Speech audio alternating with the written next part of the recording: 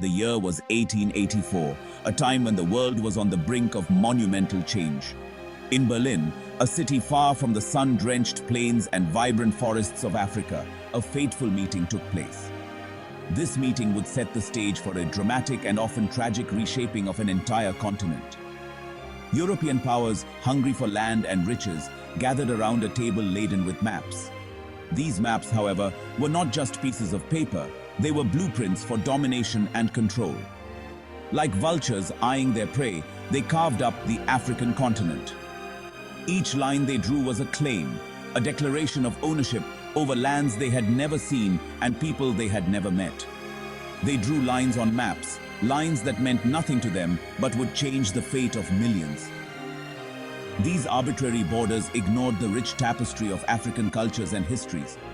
These lines became borders, dividing ancient kingdoms, splitting tribes, and tearing apart the cultural fabric of Africa.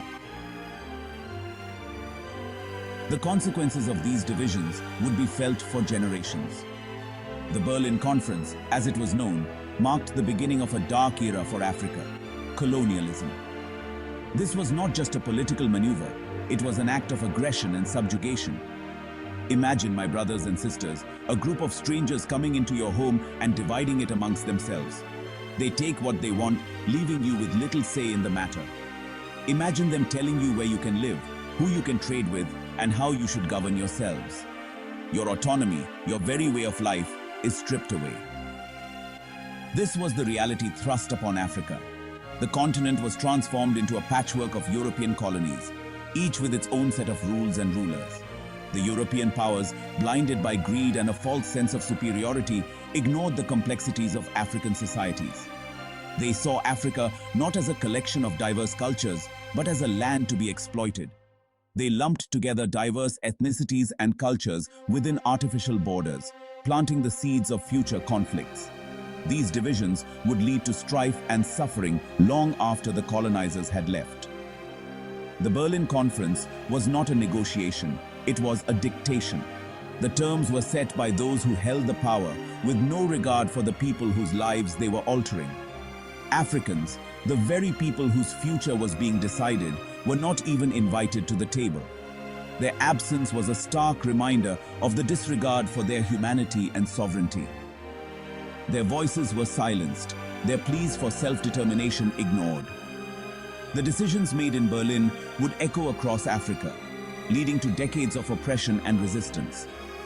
The conference epitomized the arrogance of colonialism, the belief that Europe had the right to decide the destiny of an entire continent. This arrogance would have devastating consequences. The legacy of this conference, etched in the arbitrary borders that still crisscross Africa, continues to haunt the continent to this day. These borders have been the source of numerous conflicts and tensions.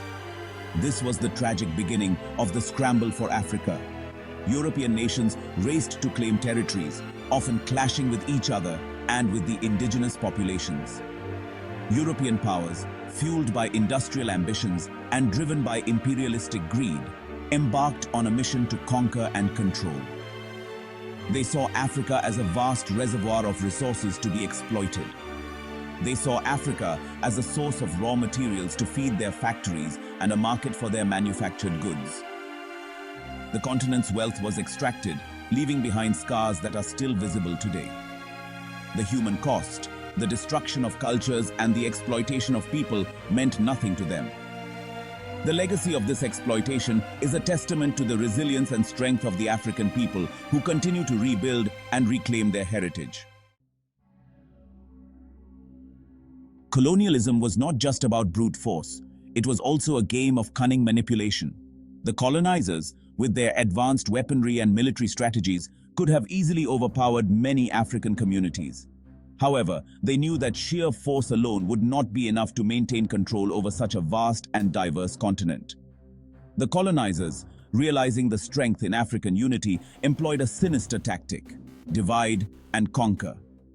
They understood that a united Africa, with its rich cultural heritage and strong communal bonds, would be difficult to subjugate. Therefore, they sought to weaken it from within by sowing seeds of discord and mistrust. They understood that a united Africa would be difficult to control, so they sought to weaken it from within. By identifying and exploiting existing rivalries, they could create an environment of perpetual conflict and instability. This strategy ensured that African communities would be too preoccupied with internal strife to mount a unified resistance against the colonial powers. Their weapon of choice? Tribalism. By emphasizing and exaggerating the differences between various ethnic groups, the colonizers were able to create divisions that had not previously existed or were not as pronounced. They manipulated tribal identities to serve their own interests, turning cultural diversity into a tool of oppression. By exploiting existing rivalries and inventing new ones, the colonizers turned communities against each other. They would often fabricate stories of betrayal and mistrust, fueling animosity and suspicion. This deliberate manipulation of social dynamics created a cycle of violence and retribution that was difficult to break. They elevated certain tribes to positions of power, granting them privileges and access to resources while denying the same to others. This preferential treatment created a system of artificial hierarchy where some tribes were seen as superior to others. The favored tribes were often used as intermediaries, enforcing colonial rule on behalf of their masters. This created a system of artificial hierarchy, sowing seeds of resentment and mistrust among those who had once lived together in relative harmony. Communities that had previously coexisted peacefully were now pitted against each other in a struggle for power and resources. The social fabric of African societies was torn apart, leaving deep scars that would take generations to heal. Imagine, if you will, a farmer who keeps his dogs chained and hungry. He knows that by controlling their access to food, he can control their behavior. This analogy illustrates the colonial strategy of resource manipulation. When he throws a piece of meat to one dog, the others will inevitably fight over it. This is exactly what the colonizers did. They controlled the distribution of resources, ensuring that African communities were constantly in competition with each other. This was the cruel game played by the colonizers. They deliberately created situations where Africans were forced to compete for scarce resources, turning brother against brother in a desperate struggle for survival. This constant state of competition and conflict made it nearly impossible for African communities to unite against their common oppressor. This manipulation went beyond tribal lines. The colonizers also exploited other forms of identity and difference to further their divide and conquer strategy.